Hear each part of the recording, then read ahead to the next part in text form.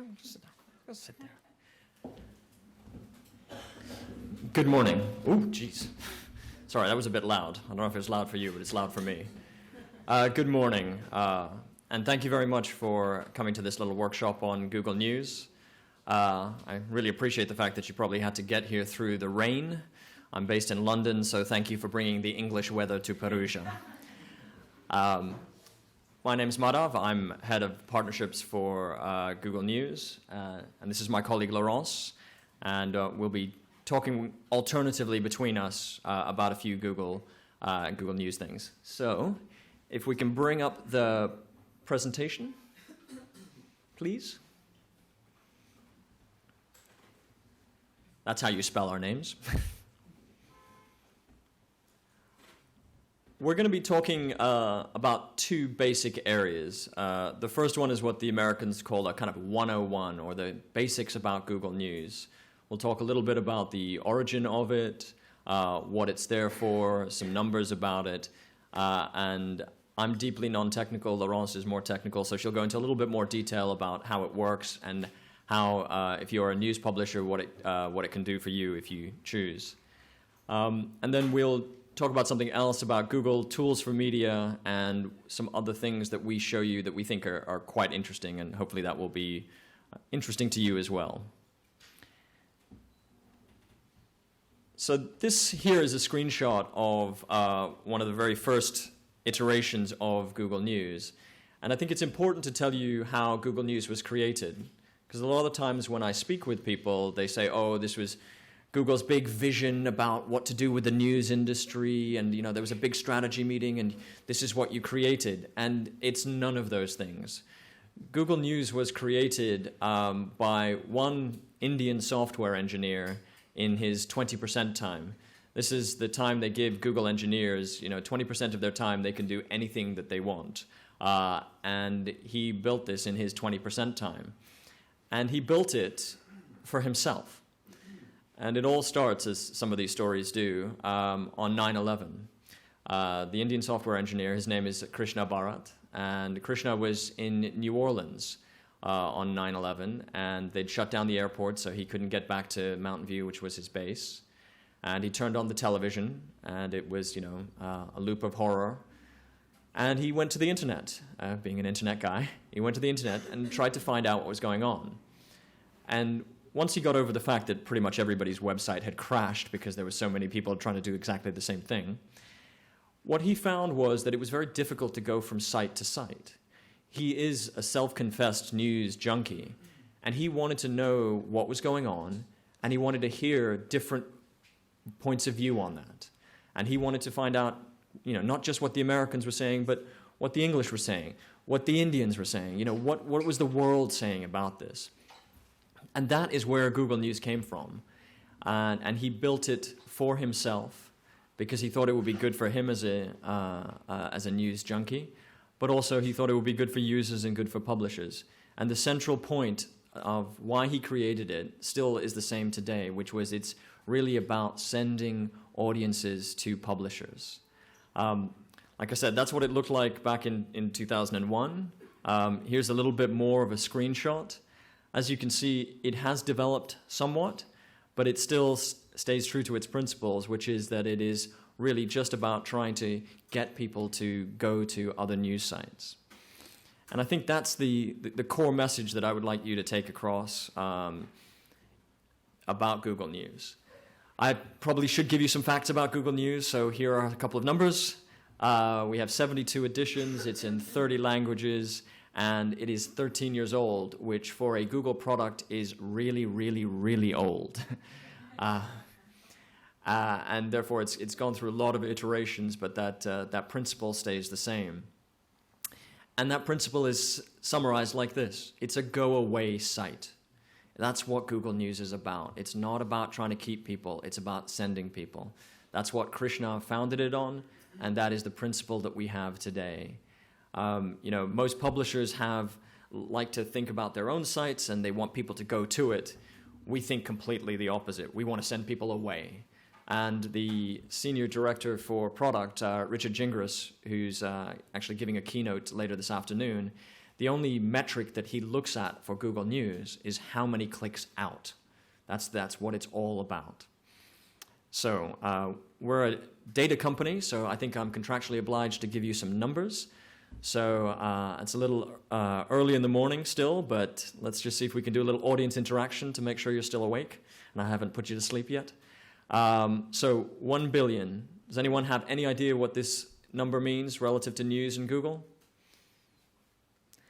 It's the number of unique users who see news results from some part of Google in any given week. 1 billion.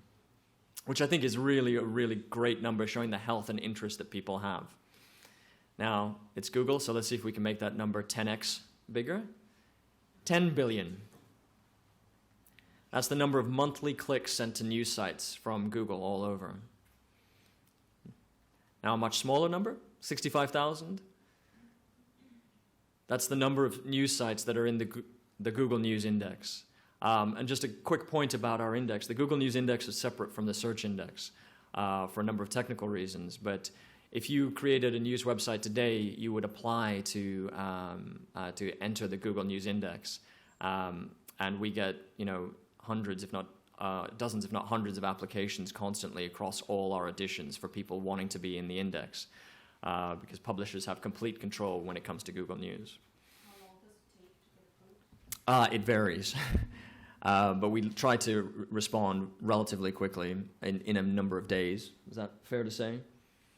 But again, it depends with the flow of things. If it's a slow, if it's a slow time and not many people have applied, then it'll be quicker. And now we're going to talk a little bit more in depth about Google News, and I'm going to pass over to my more interesting colleague, Laurence. Hi, everyone.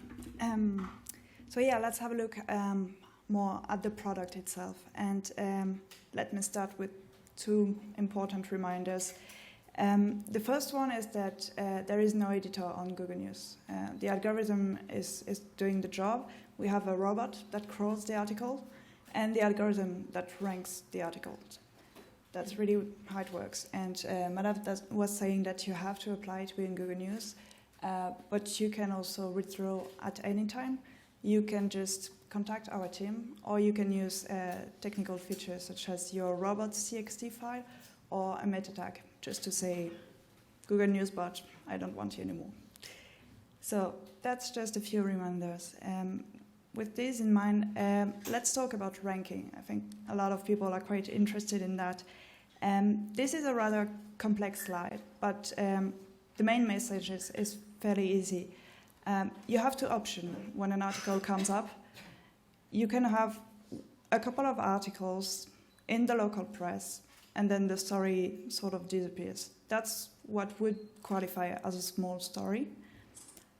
And you have the other option, which is you have a lot of articles in the local press, then articles in national and even international press. You would have opinion pieces and follow-up articles. And that's what would be a big story for us. And that would generate what we call a cluster. So this is a cluster. This is from 2 days ago, when we had further revelation on what happened with the Malaysia Airlines flight. And the question you may have is, okay, the cluster is generated. There is a story, but now how do you differentiate the publishers, and how do you rank the different sources within the cluster? The algorithm really is looking at many signals, and one important one is freshness, because we tend to think that the most recent articles would have the latest on the event. That sounds quite obvious, so that's how it works really. But because the timestamp is not enough, if you just use a wire copy and put a fresh timestamp, it's not going to bring you to the top. That's not the idea. You have to bring some originality and some novelty. You have to add your value to the content. And when time goes by, the algorithm needs to find new elements around the story to change the top of the cluster. So that's how it works really. You have one story, one cluster, and it evolves as time passes. The last factor that is very important is obviously the reader. We want to think about the reader. So we take into account the location of the reader. If you're based in Germany, you'll see German sources. If you read in German, you'll see sources in German, obviously. And then it's depending your interests as well. Because as a user, you can log in, and then you can customize your Google News homepage. So you can create sections, you can remove sections, you can choose really the things that you are interested in, and you can as well adjust the frequency at which you want to see one source or the other. So it's very flexible. It's in the hand of the user as well, and the algorithm would adjust to that, adjust to all the preferences that have been set. Now let's see. Now that we know how it works, let's see what the publisher can do and what kind of tools are available. The first one, the most important one really, is the Help Center. It sounds obvious, but it is very, very true, and there is nothing that we're saying today that is not on the Help Center. Sorry if it's a bit disappointing, but we have the Help Center. It's available in many languages. It's here in Italian. You can really use it from scratch. You can use it to submit your website. You can use it to troubleshoot any issues you have, and you can use it to get all the tips that you want to hear on how to get the most out of Google News. So do have a look. It's your main source of information, and if there is one thing you want to remember from today, please remember this one, because that's really the true source for you. And the good thing is that you have the Help Center, but if you still have further questions, you have two options. They're highlighted over there. You have the contact option. You can get in touch with someone from our team and get an answer, some help at least. And you have the forum. And the forum is very precious. It's a community of news publishers. They're all in the same situation. They just want to solve their issues, make the most out of Google News, and they're all asking their questions on this platform. So because they are all in the same situation, they are really the best person to answer as well. And the good thing is that you have this community that is living. You can vote for the best answers, so you get a hint on who is really knowledgeable about Google News or not. You tend to see who are the true product experts. And we do have Google staff monitoring it, so they can jump in as needed. One tool that is in the hand of the publisher is the sitemap. The Google News sitemap, that's important because you have the general sitemap, but you have the news sitemap as well. And that's a tool that is really fairly easy to use and very precious as well. That's the place where you tell us the content that you want us to crawl. So we can take your articles from your website, but then we would look at everything. If you just want to submit your news, which is what you're supposed to do, submit news content for Google News, you can use the sitemap. And you put the link in there, we find it, we crawl it, and the extraction is a bit better because we use all the tags that you have in the sitemap, and it improves the extraction of, say, the title, the snippet, or anything that you want to show up properly on the news homepage. You can just be very precise about it within the sitemap. And the most important thing with the sitemap is that you would create it and then submit it in the Webmaster Tools. And when you go back to the Webmaster Tools, once the sitemap has been approved, you have access to the error reports. And the idea of the error reports is that you see the trends of all the errors that the crawler is facing when looking at your content. So that sounds a bit technical maybe. I'm not sure how technical everybody is today, but the idea is that we see the article and sometimes we would think, okay, this article is way too long, it's not the right content, we're not going to put it in the index. But that may be just only because we are crawling the user comments along with the article body. So obviously in the end it's way too long. So you can see that in the webmaster tools. You can see we have this error, article too long. You can go to the help center and you can fix that. We're just adding 1 or 2 tags to tell us don't crawl this part. So I can only encourage you to have a look, like submit a sitemap and have a look at these errors, because that's the one place you can see what's going on with your content versus the crawler. Another tool that is it's a feature more that is available for you. It's Editor Speaks. It's been launched in Italy 3 years ago, but it's rolling out in more and more countries because the experiences and the feedback is very positive around this feature. It's a good feature because it's good for the publisher. They can really display the content they want, and they can pin it on the Google News homepage. So it's quite valuable. And it's very good for the user as well, because they can discover articles that maybe they wouldn't spot in the main part, because you do have a lot of articles in there. So you can just have a nice sample of your best content at what moment. So if we go a bit deeper into what Editor Speaks is, from the technique first, very easy. It's an RSS feed. There is nothing easier than an RSS feed, really. And the publisher updates it as they want. There is a minimum of frequency that we ask for the content to be displayed on the homepage, but that's quite normal. So we advise to update the feed once or twice a day. But then what you put in the feed, that's really in your hands.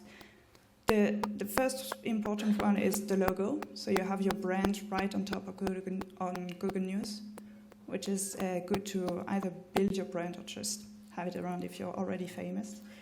And then in the articles, the idea is that all these deep dives articles, all these articles where you invest a lot of resources, you do a very deep investigation, you don't want it to disappear after 10 minutes because someone has a new article on that story. You want it to stick around somehow. So you can put it in Editor Speaks and have it pinned on the news homepage, really. And another thing is rich media. So we're good somehow with the words, like finding the text articles, ranking them based on the words. But for rich media, we're not there yet, let's face it.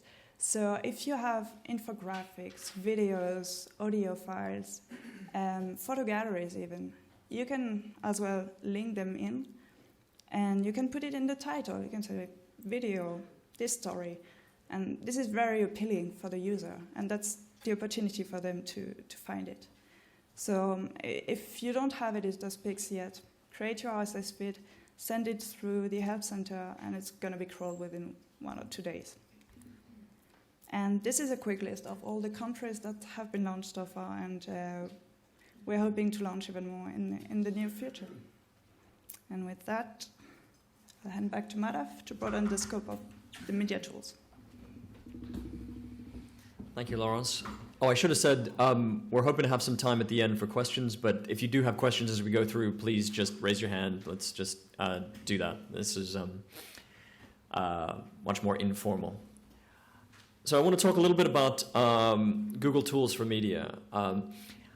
I used to work at the BBC before I worked at Google, and one of the things I used to say to people I knew at Google when I was at the BBC was that I used to complain.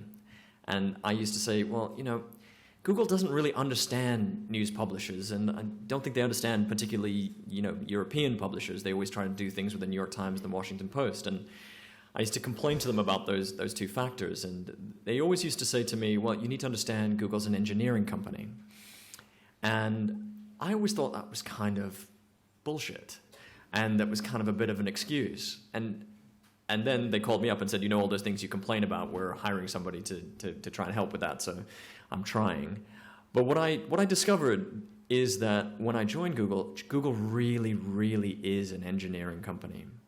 And it's run by engineers. And engineers are a special breed of people, particularly Google engineers. They like to build things and just put them out there. And that's it. And see how they go. And whenever I talk with news organizations, they will say, well, that's really interesting, but can you give me a little bit more help? A little bit of context? And, and the engineers are like, No. You know, I don't think engineers like to talk to humans, and some of our engineers probably shouldn't talk to humans.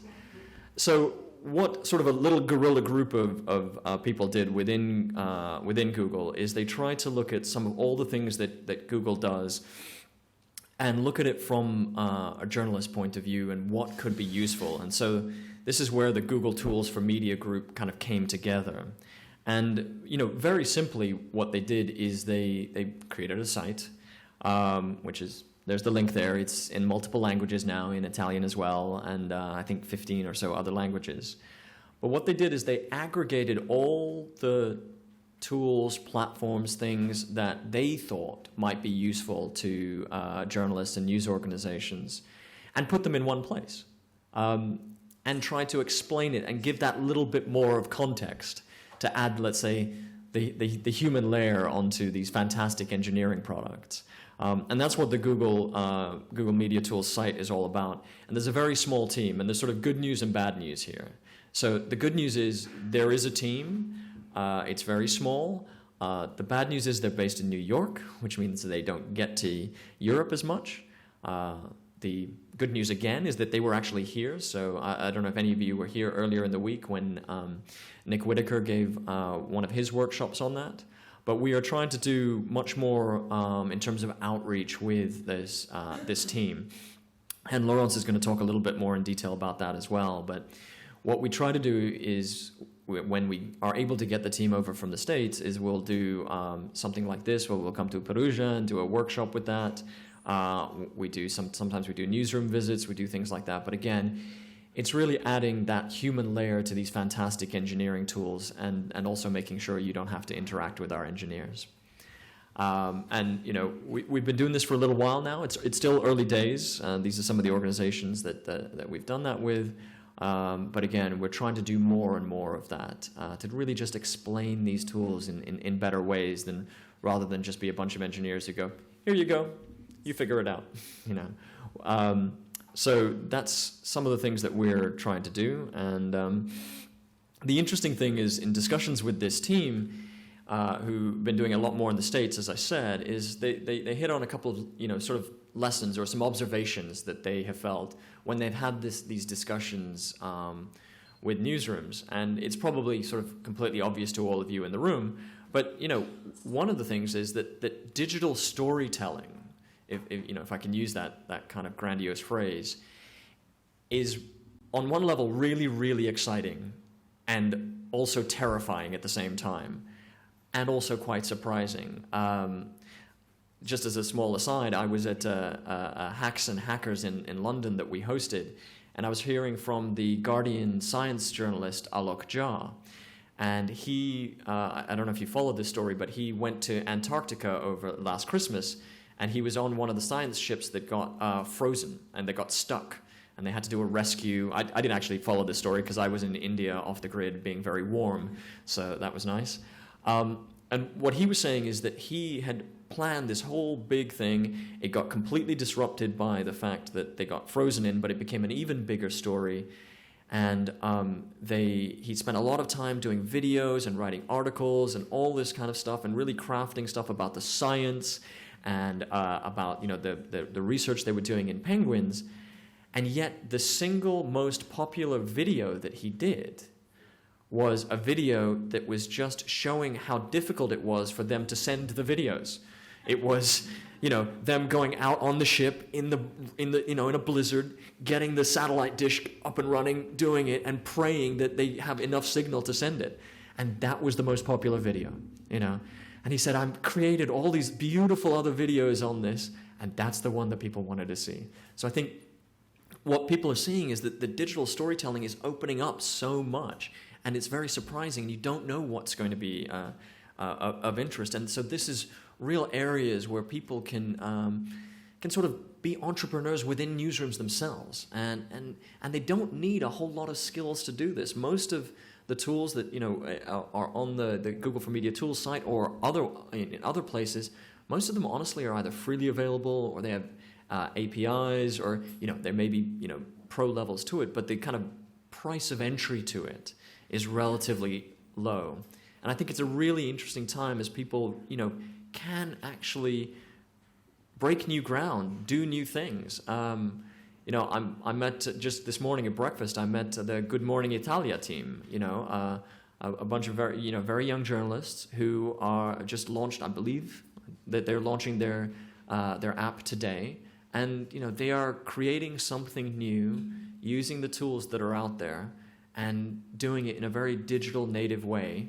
And I think that's fantastic. They're going forward with this. They're doing something new. They're trying it. And they're sort of not held back by lots of stuff. And I wish them all the best of luck of people innovating and experimenting in this space. So, personally, I am very enthused about this. I genuinely believe that the future of journalism is better than the past, and I'm very excited about where we're going. I do get that it's also very scary and challenging, but I do think that with experimentation and innovation, we will move forward. So forgive me, that was a bit of a personal rant. But with that, I will hand over to Laurence for a bit.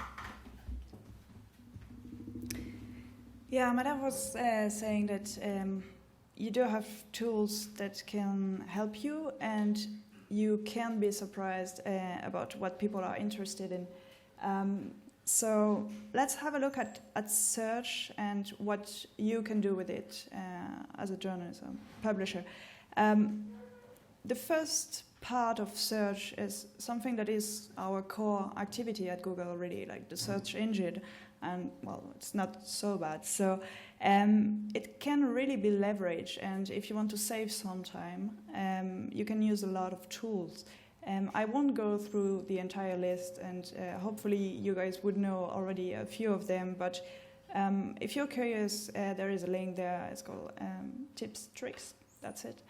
And you can learn about how to leverage your queries to make them specific enough that you get straight away exactly what you're looking for. So obviously you would use the words for what you're looking for, but you can use as well a few tricks such as search operators, like the side column. If you're looking for the Google News Help Center, say, and you want to make sure you get the right results straight away, obviously it should be ranked correctly, but you can specify it. You can say Google News Help, site, column, google.com. And there, obviously, you're going to get only the results from google.com, so you're going to see our help center. And same goes if you're looking for a specific story and you want only one government site and you want to search within that website, you can use that tool. So that's for the site search. If you're looking for a specific output, if you're looking for a file type, you can use file type, column, CSV or PDF, and then you get only this kind of results. So it's very interesting, and you can save a bit of time. If you're investigating on a specific period of time, you can use the time frame gadget. You can specify, I want the result from last year, from March the 8th till March the 15th, and there you go, you get only these results. So that's very interesting, and then that's for search, but for images as well, you do have a lot of tools. You can use a lot of filters. You can choose the color of the image you're looking for if you want to illustrate your story. You can use the size filter. You can specify what you're looking for. And there is even a filter to know if the images are allowed for commercial use or not. So it's just a few clicks, and then you go straight to what you're looking for without looking at the results, thinking, yeah, this is not, oh no, you can't use it. So if you use the filter, that's how it goes. So have a look at the list and see what can help you. The other side of search that can be used is Google Trends. That's fascinating, really. That's one platform, and you get numbers, infographics, heat maps on everything that people are looking for, everything that people are interested in at one moment or over a certain period of time.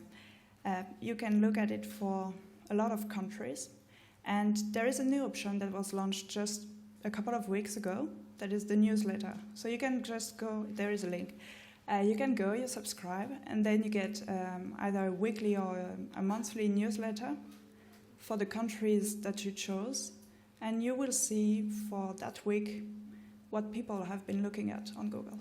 So in itself, you can look at it out of curiosity, but obviously you can look at it to see what people want to read about, what they are curious about at that moment. That's quite precious.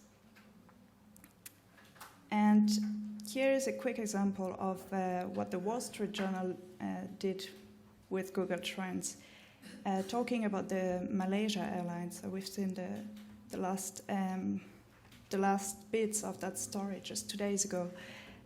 But the Wall Street Journal, they looked at Google Trends, and they looked at, for Malaysia Airlines,